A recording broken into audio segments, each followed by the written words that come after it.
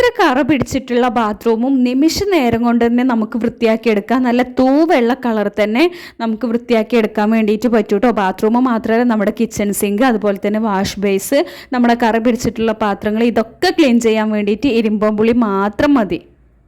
ഓർക്കാപ്പുളി എന്നൊക്കെ പറയും. ഈ ഒരു പുളി ഉണ്ടെന്നുണ്ടെങ്കിൽ നമുക്ക് ബാത്റൂമൊക്കെ പെട്ടെന്ന് തന്നെ ക്ലീൻ ചെയ്തെടുക്കാൻ വേണ്ടിയിട്ട് പറ്റും. ബാത്റൂം മാത്രമല്ല, നമ്മുടെ സിങ്ക്, അതുപോലെ തന്നെ വാഷ് ബേസ്, എല്ലായിടും പാത്രങ്ങളൊക്കെ നമുക്ക് ക്ലീൻ ചെയ്തെടുക്കാൻ വേണ്ടിയിട്ട് പറ്റും.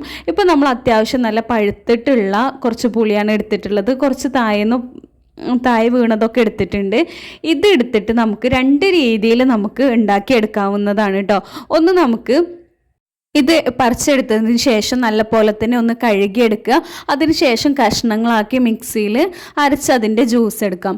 അതല്ലെങ്കിൽ കുറച്ചുകൂടി അധിക ദിവസം നിൽക്കണമെന്നുണ്ടെങ്കിൽ ഇതുപോലെ നമ്മൾ ഉപയോഗിക്കാത്തൊരു പഴയ പാത്രമോ അല്ലെങ്കിൽ നമ്മൾ ഒഴിവാക്കിയിട്ടുള്ള പാത്രങ്ങളൊക്കെ ആയിട്ടുള്ള എടുക്കുക.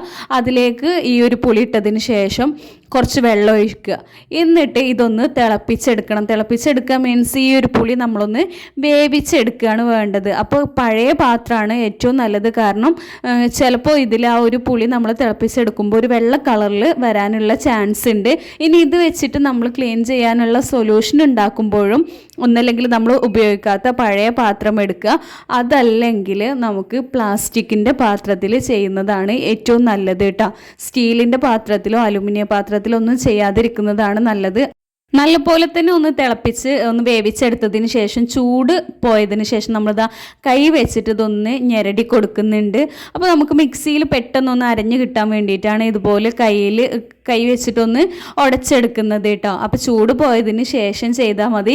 ഇങ്ങനെ ചെയ്യുമ്പോൾ നമുക്ക് കുറച്ചുകൂടി അധിക ദിവസം അതിന് കേടുകൂടാതിരിക്കാൻ വേണ്ടിയിട്ട് ഹെൽപ്പ് ചെയ്യും. ഇതാ നമുക്ക് നല്ല പോലെ തന്നെ പഴുത്തിട്ടുള്ള മൂത്ത പുളി ആയതുകൊണ്ട് തന്നെ നമ്മൾ വേവിച്ചെടുക്കുക ചെയ്തുകൊണ്ട് തന്നെ നല്ലൊരു കൊഴുപ്പിലാണ് നമുക്ക് കിട്ടിയിട്ടുള്ളത് കേട്ടോ. നമ്മൾ പാത്രമൊക്കെ കഴുകുന്ന ഒരു ഡിഷ് വാഷ് ലിക്വിഡിൻ്റെ അതേ ഒരു ജെല്ലി ഫോമിലാണ് നമുക്ക് കിട്ടിയിട്ടുള്ളത്.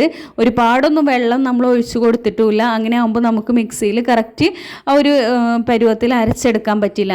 ഇതിനി നമുക്കൊന്ന് അരച്ചെടുക്കണം. അതിൻ്റെ ആ ഒരു തരിയൊക്കെ ഒഴിവാക്കി നല്ല വൃത്തിയിൽ കിട്ടാൻ വേണ്ടിയിട്ടാണ് കേട്ടോ നമ്മളിങ്ങനെ അരച്ചെടുക്കുന്നത്. അപ്പോൾ അതാ നമ്മൾ ഇന്ന് ചെയ്യാനുള്ള ആവശ്യത്തിന് മാത്രം നമ്മൾ എടുത്തിട്ടുണ്ട്. ബാക്കി നമ്മളൊരു ബോട്ടിലാക്കി ഫ്രിഡ്ജിൽ സൂക്ഷിക്കുന്നുണ്ട് കേട്ടോ. അപ്പോൾ ഇന്നത്തെ യൂസ് എന്നുള്ളത് നമ്മൾ എടുക്കുന്നേ ഉള്ളൂ. അപ്പോൾ ഒരുപാടൊന്നും നമ്മൾ ഇപ്പോൾ ചെയ്യുന്നില്ല. ഇതിലേക്ക് നമ്മൾ ഒരു സ്പൂണ് ബേക്കിംഗ് സോഡ ഇട്ട് കൊടുക്കാം.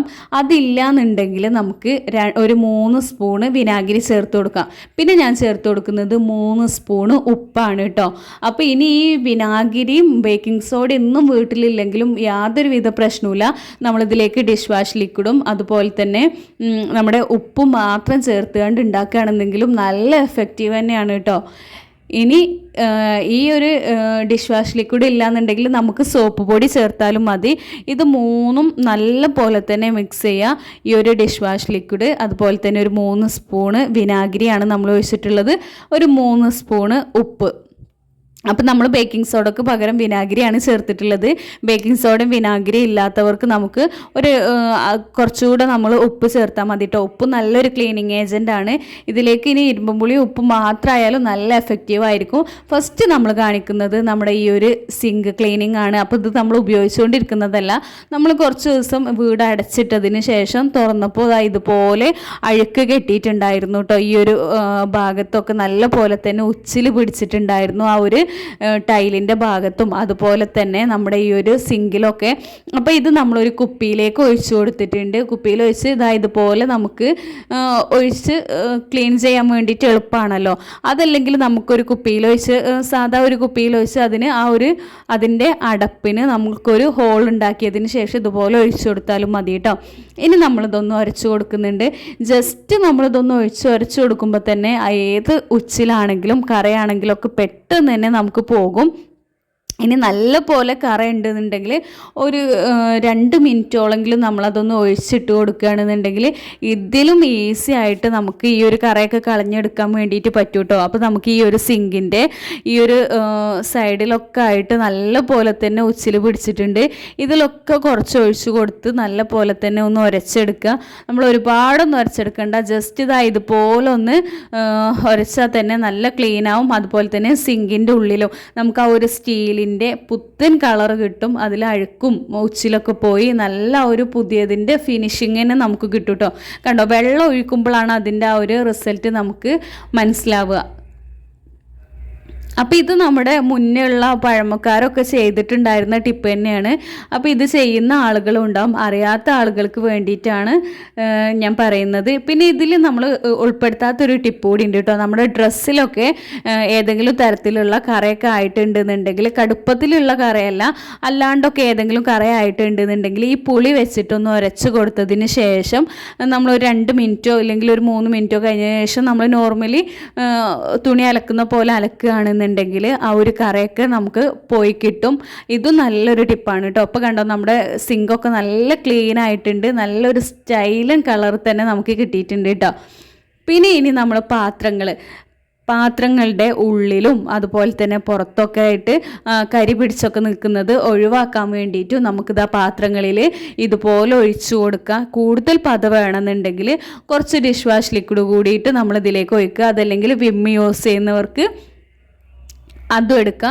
എന്നിട്ട് നമ്മൾ ഒന്ന് ഉൾവശത്തും പുറത്തും ഉരച്ച് കൊടുക്കുകയാണെന്നുണ്ടെങ്കിൽ നമ്മൾ ഡെയിലി യൂസ് ചെയ്യുന്ന പാത്രങ്ങളിലായിക്കോട്ടെ, അതല്ലെങ്കിൽ നമ്മൾ എടുക്കാതെ വെക്കുന്ന പാത്രങ്ങളിലും ഒക്കെ ഈ രീതിയിൽ നമുക്ക് ക്ലീൻ ചെയ്യാവുന്നതാണ്. നല്ല പോലെ തന്നെ ഒന്ന് ഉരച്ച് കൊടുക്കുകയാണെന്നുണ്ടെങ്കിൽ ആ ഒരു പാത്രത്തിലുള്ള കറയൊക്കെ നമുക്ക് പെട്ടെന്ന് തന്നെ പോയി കിട്ടും കേട്ടോ. അപ്പോൾ ഇത് കഴുകി കഴിയുമ്പോഴുള്ള റിസൾട്ട് നമുക്ക് മനസ്സിലാവും എത്രത്തോളം മാറ്റമുണ്ട് എന്നുള്ളത്. അപ്പോൾ ഇത് വല്ലാണ്ട് കറയൊന്നും പിടിച്ചിട്ടില്ല, പക്ഷേ നിങ്ങളെ വീട്ടിൽ കറയൊക്കെ പിടിച്ചിട്ടുള്ള പാത്രം ഉണ്ടെന്നുണ്ടെങ്കിൽ ഈ രീതിയിലൊന്ന് ചെയ്ത് നോക്കുക. പ്രത്യേകിച്ച് കുക്കറിലൊക്കെ പെട്ടെന്ന് തന്നെ കറ വീഴൂല്ലേ. അപ്പോൾ അതിനും ഇതുപോലെ ഒന്ന് ചെയ്താൽ മതി. ഇത് നമുക്ക് പുറത്ത് ഒരു 2-3 ദിവസമൊക്കെ ഒരു കുഴപ്പമില്ലാണ്ട് തന്നെ നിന്നോളും. അപ്പോൾ ഇതുപോലെ നമുക്ക് ആവശ്യത്തിന് ബോട്ടിൽ ഒഴിച്ച് അതിന് ശേഷം പാത്രങ്ങളൊക്കെ കഴുകിയെടുക്കാവുന്നതാണ് കേട്ടോ. അപ്പോൾ അതാ നല്ല പോലെ തന്നെ അതിൻ്റെ ആ കറയൊക്കെ പോയിട്ട് നല്ലൊരു പുത്തനായിട്ടുണ്ട്. ഇനി അതേപോലെ തന്നെ നമ്മുടെ വാഷ് ബേസ് പെട്ടെന്ന് തന്നെ അഴുക്കാവുന്നൊരു സ്ഥലമാണ് നമ്മുടെ വാഷ് ബേസ്. ഇതാ കണ്ടോ, നമ്മൾ കഴുകുന്നതിന് മുൻപുള്ള ഒരു കറയും ഉച്ചിലൊക്കെയാണിത്. എല്ലായിടത്തും ഒരു മഞ്ഞ കളറിലാണ് കിട്ടിയിട്ടുള്ളത്. അപ്പോൾ ഈ ഒരു ജ്യൂസ് നമ്മൾ കുറച്ച് ഒഴിച്ചു കൊടുത്തിട്ടുണ്ട്. നമ്മൾ പറഞ്ഞ പോലെ തന്നെ ഒരു ചിലവ് ഇല്ലാത്തതാണ്. നമുക്കിതിലേക്ക് മുന്നേ പറഞ്ഞ ഇൻഗ്രീഡിയൻസ് ഒന്നും ഇല്ലെങ്കിലും നമ്മൾ ഡെയിലി നമ്മുടെ വീട്ടിലുണ്ടാവുന്ന ഉപ്പും അതുപോലെ തന്നെ ഈ ഒരു പുളിയും ചേർത്ത് നല്ല പോലെ തന്നെ ജ്യൂസാക്കി എടുക്കുക. അതിന് ശേഷം നമ്മൾ ഡിഷ് വാഷ് ലിക്വിഡോ സോപ്പ് പൊടിയോ ഷാമ്പോ ഏതെങ്കിലും ഒന്ന് ഒഴിച്ചു കൊടുത്ത് നല്ല പോലെ തന്നെ ഒന്ന് ഉരച്ചെടുക്കാം. അപ്പോൾ നമ്മൾ ഈ ഒരു ജ്യൂസ് ഒഴിച്ച് ഒരു ബ്രഷ് വെച്ചിട്ട് എല്ലായിടത്തും ഒന്ന് ക്ലീൻ ചെയ്തെടുക്കുന്നുണ്ട് കേട്ടോ. എല്ലായിടത്തും ഒന്ന് ഉരച്ചെടുക്കുന്നുണ്ട്.